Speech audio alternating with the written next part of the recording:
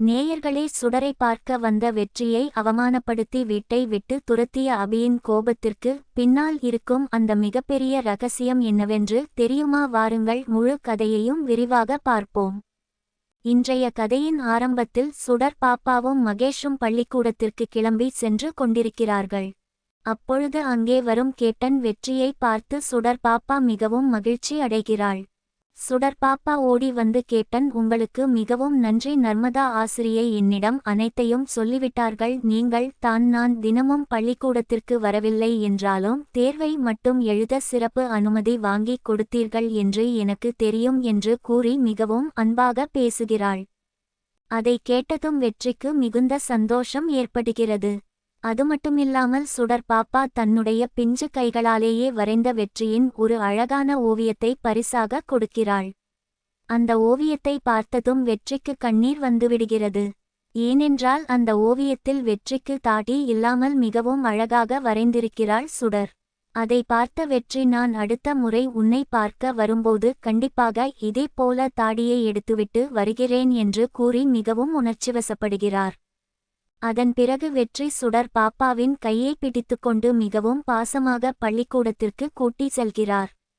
அந்த இடம் பார்க்கவே அவ்வளவு அழகாக அப்பா மகள் பாசத்தை உணர்த்தும் வகையில் அமைந்திருந்தது. வீட்டிற்கு வந்த வெற்றி சுடர் பாப்பா வரைந்த அந்த ஓவியத்தை ஒரு மரச்சட்டத்தில் பொருத்தி வீட்டில் மாட்டிக்கொண்டு சந்தோஷத்தில் நடனம் ஆடுகிறார். சுடர் பாப்பா வரைந்ததைப் போலவே தன்னுடைய தாடியை எல்லாம் திருத்தி மிகவும் அழகாக மாறிவிடுகிறார். அப்பொழுது அங்கே வரும் அபியும் மகேஷும் வெற்றியின் இந்த புதிய தோற்றத்தை பார்த்து மிகவும் ஆச்சரியப்படுகிறார்கள். மகேஷ் அந்த ஓவியத்தை பார்த்துவிட்டு, இது சுடர் வரைந்தது, அவள் மிகவும் அழகாக வரைவாள் என்று கூறுகிறான். அபியும் அதை பார்த்துவிட்டு மிகவும் சந்தோஷப்படுகிறாள்.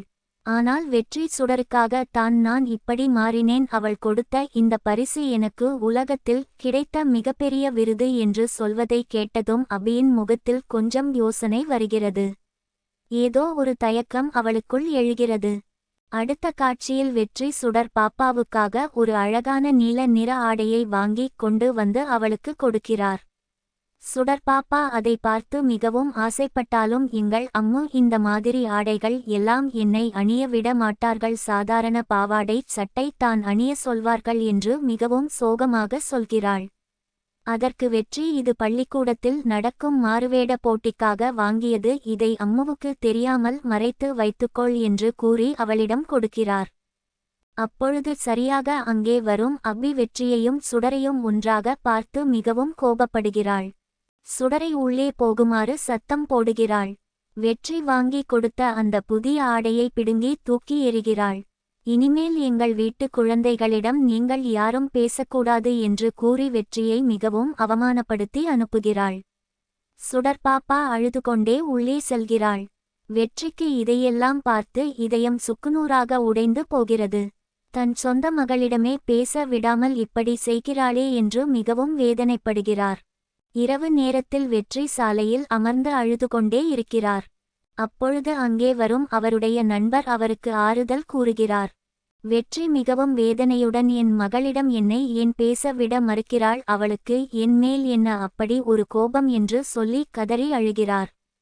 அதற்கு அந்த நண்பர், அபி கோபப்படுவதிலும் நியாயம் இருக்கிறது. அன்று குடோன் தீப்பிடித்த போது தன் உயிரை பணயம் வைத்து சுடரை காப்பாற்றியது அபி தான். ஆனால் எல்லா பழியும் அவள் மேல் விழுந்து சிறைக்கு சென்று மிகவும் கஷ்டப்பட்டாள். அப்பொழுது நீ அவளுக்கு எந்த உதவியும் செய்யவில்லை. இப்பொழுது திடீரென்று வந்து சுடரை உன் பக்கம் இழுக்க பார்க்கிறாய் என்று அவள் நினைக்கலாம். அதனால் கொஞ்சம் பொறுமையாக இரு, எல்லாம் சரியாகிவிடும் என்று கூறி வெற்றியை தேற்றுகிறார்.